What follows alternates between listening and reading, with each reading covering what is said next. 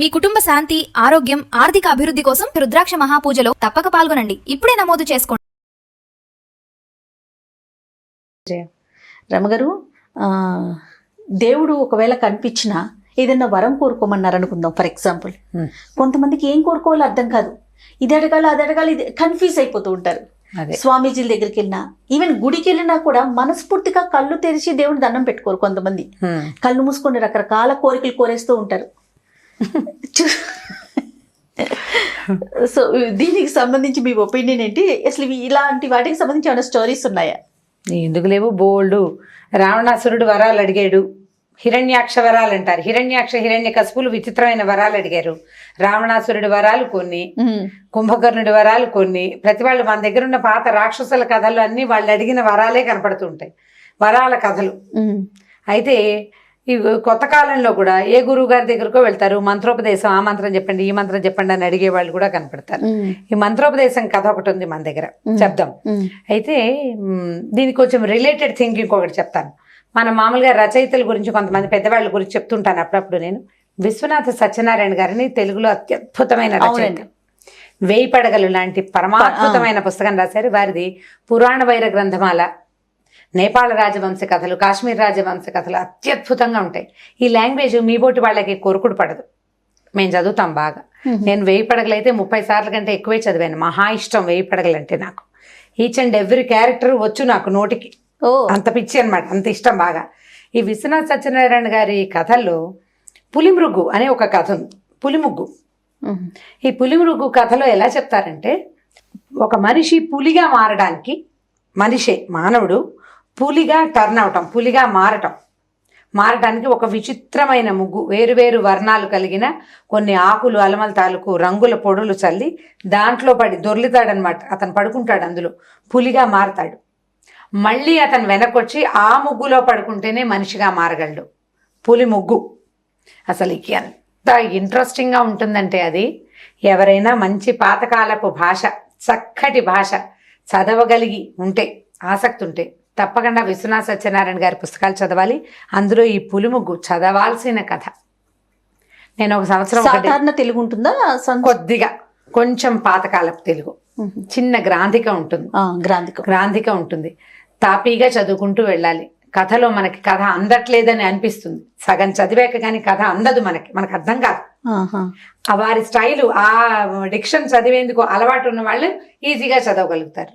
నాకైతే ఇంకా నేను అటు ఇటు వెళ్ళాను, దాంతో ఉండిపోతాను. డెఫినెట్ గా ట్రై చేస్తాను రమగారు, నేనైతే ట్రై చేస్తాను, కష్టపడి చదవాలి తప్పకుండా. అయితే ఈ పులిముగ్గు చదివినప్పుడు అలాంటిది ఒక చందమామ కథ చదివినట్టు ఎప్పుడు అనుకుంటూ ఉండేదాన్ని నేను.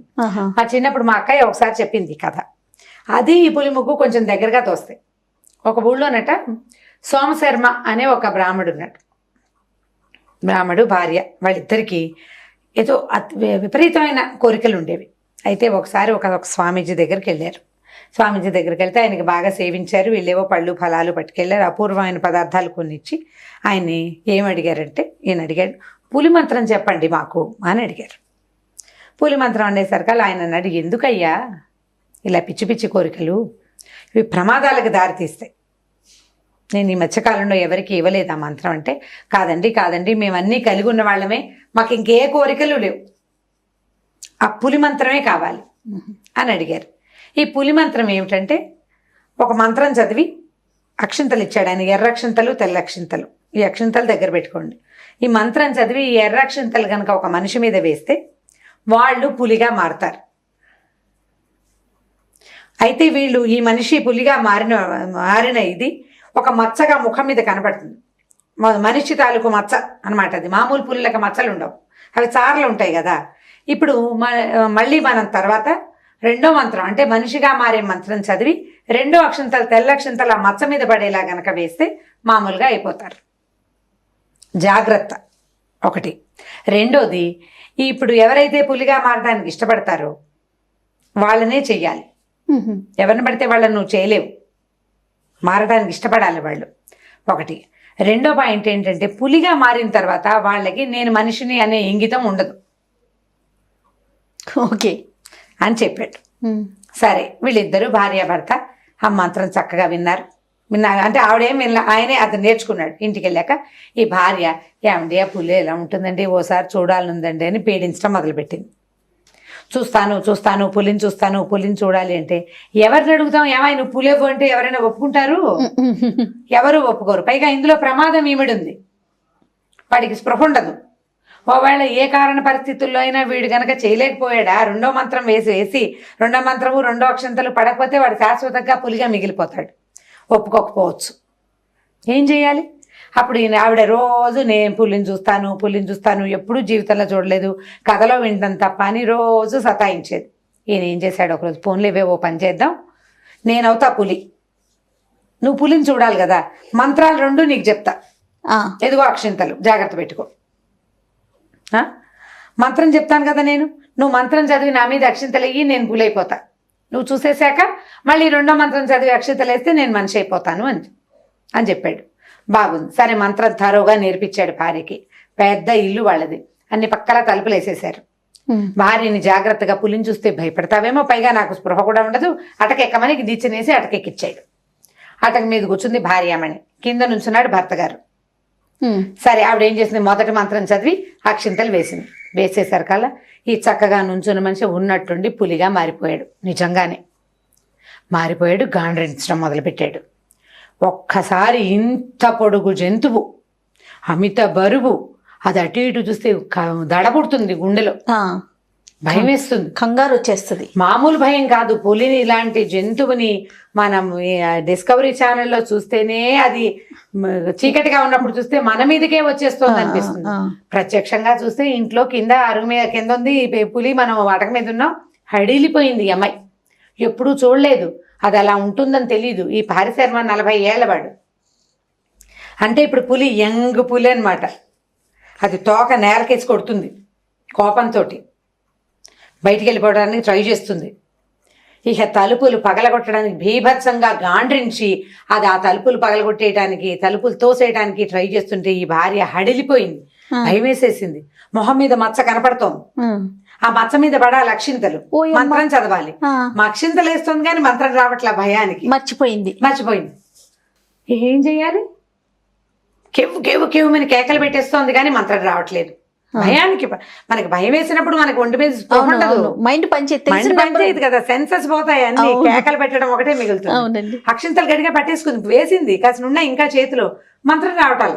ఈ లోపల ఈ పులి కాస్త భీకరంగా అరిచరిచి గాండ్రించి వీటిని తోసేసి ఇల్లంతా భీభత్సంగా చేసేసి కాస్త పలచగా ఉన్నటువంటి వంటింటి తలుపులు పగలగొట్టుకుని దొడ్లో ఈ పెరట్లో ఇంచేసి దూకి బయటికి వెళ్ళిపోయింది. అయ్యో, ఏం చేస్తుంది, లబో దిబో మొగుడు వెళ్ళిపోయాడు. భయం వేస్తోంది, ఏం చేయాలో తెలీదు. ఇంకా సాయంత్రం అయ్యేసరికి తమ్ముడు వచ్చాడు. ఏమిటి అక్క ఇల్లంతా ఇలా ఉంది, ఏమిటో ఏడుస్తావంటే, మా ఆయన పులైపోయాడురా అంటే, నీ మొహమండ ఇలాంటి పని చేసావని తిట్టాడు తమ్ముడు. తిడితే ఏం ప్రయోజనం, ఇప్పుడు ఆ పుల్ని ఎక్కడ పట్టుకునే పని. ఇంకా అక్కడి నుంచి ఊళ్ళో వచ్చేసింది. ఏమిటి, ఒక మచ్చల పులేదో ఒకటి వచ్చింది, అది వీళ్ళని తినేయటమే. ఇక మేకలు లేవు, అవి లేవు, ఇవి లేవు, మనుషులు లేరు, చచ్చిపోతున్నారు దాంతో. దాన్ని పట్టుకోలేరు. పైగా కొత్తగా పులి అయ్యేసరికల్లా ఎంగగా ఉంది, దానికి మనిషినన్న స్పృహ లేదు, భీభత్సంగా అరిచారు. పులే ఇంకా అది నా గందరగోళంగానూ ఉంది. సరే, ఏమైంది, ఆ ఊరు రాజుగారు పులి వేటకు బయలుదేరారు. ఇట్లా పులులు అవి వస్తే రాజులు వాళ్ళు వస్తారు వేటకి. సరే, ఈ అమ్మాయి ఏం చేసింది, ఏం చేయాలి మరి? ఆ రాజుగారు ఎటుపోతే అటు బోట మొదలుపెట్టారు. అక్క తమ్ముడు ఇద్దరు కలిసి ఎక్కడో చోట పులి కనిపిస్తే అక్కడి నుంచి ఇతను ఏం చేశాడంటే, చక్కని బాగా స్వాంతను పరిచి, వీళ్ళు తగలేసావు, సంసారం గుండం చేసుకున్నావు, కాగితం మీద రాయి మంత్రం గుర్తు చేసుకో అని చెప్పి ఒప్పించాడు. అమ్మాయి మెల్లిగా ఆలోచించుకుని, గురువు గారు ఏం చెప్పారు, వాళ్ళ భర్త ఏమన్నాడు, ఇదేమన్నాడు ఆలోచించుకుని మెల్లిగా కాస్త మంచినీళ్ళు దాగి 2 స్వీట్ ముక్కలు తింటే బ్రెయిన్ పనిచేసింది అనమాట. మెల్లిగా రాసుకుంది. గుర్తొచ్చింది రా నాయన, పదరా వెళ్ళిపోదామంటే, ఇక రాజుగారు ఎక్కడికి వెళ్తే అక్కడికి వెళ్తున్నారు, అక్షింతలు చేత్తో పుచ్చుకుని. ఉన్నట్టుండి పొదల్లో చప్పుడైంది. రాజుగారు బాణం వేశాడు. బాణం వేస్తే పులి తాలూకు కుడికాల్లోకి బాణం తగిలింది. లోపలికి దిగాలి, కాళ్ళ మధ్యలోకి కనుక బాణం దిగితే పులి చచ్చిపోతుంది. కాళ్ళు దిగితే దెబ్బతిన్న పులి ఇంకా విజృంభించి మీదకి వస్తుంది. విజృంభించి ఏం చేసింది, ఇతనేమో ఇంకా ఎక్కడో చోట దొరుకుతుందేమో, గాయపడిన పులి ఎక్కడో చోట పడి ఉంటుందని వీళ్ళు ఏం చేశారు, కొద్దిగా చీకటి పడేశారు కల్లా రెస్ట్ తీసుకుందామని ఓ చోట ఆగారు. మిగిలిన వాళ్ళంతా మంచినీళ్ళకి వాటికి వెళ్ళారు. ఈయన ఒక నేరేడు చెట్టు ఏదో ఒక చెట్టు దగ్గర ఆనుకుని నుంచుని ఉన్నాడు రాజు. ఉన్నట్టుండి పొదల్లోంచి పులి తన మీదకి దూకింది. తన్ని కొట్టిన వాడెవడో పులికి తెలుసు కదా. ఈ దూకేసరికల్లా ఏమైంది, దూకటం ఇక రాజు మీద పడిపోయింది ఇంచుమించుగా. రాజుగారి మెడ పళ్ళతోటి పట్టుకుంది, ఓ పంజా వేసింది, మొహం పట్టుకుంటుంది. అసలు నానా గందరగోళంగా ఉంది. ఇక అయిపోయాను అనుకున్నాడు రాజు. ఇంతలో సడన్ గా ఏమైంది, తన మీద ఉన్నది పులి కాదు మనిషి అని అర్థమైంది రాజుకి. చచ్చిపోయాను అనుకోగానే కళ్ళు మూసుకుంటాం మనం. ఇట్లా కళ్ళు తెరిచి చూడం కదా మన మీద దూకిందని భయంతో కళ్ళు మూసుకుపోతాయి.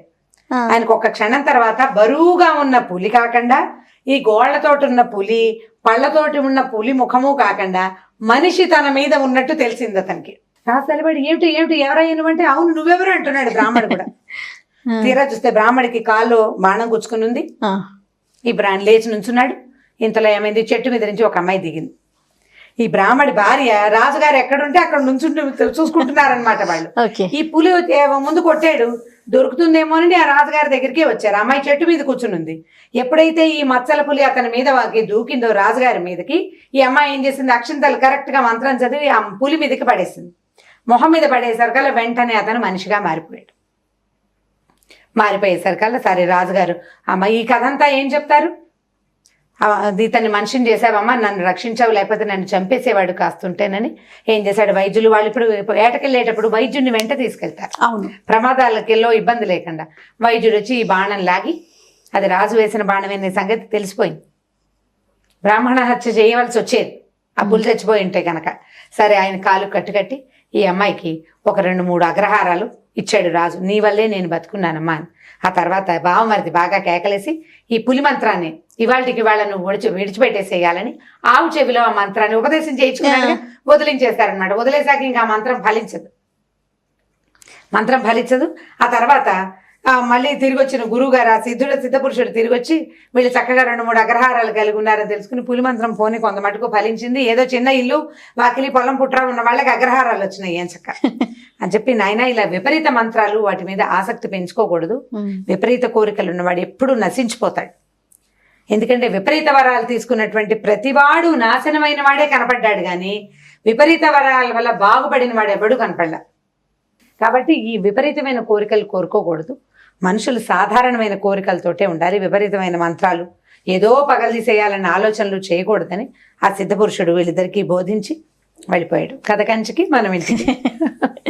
ఓకే రమ్మ గారు, ఇంకొక స్టోరీతో మళ్ళీ కలుద్దాం.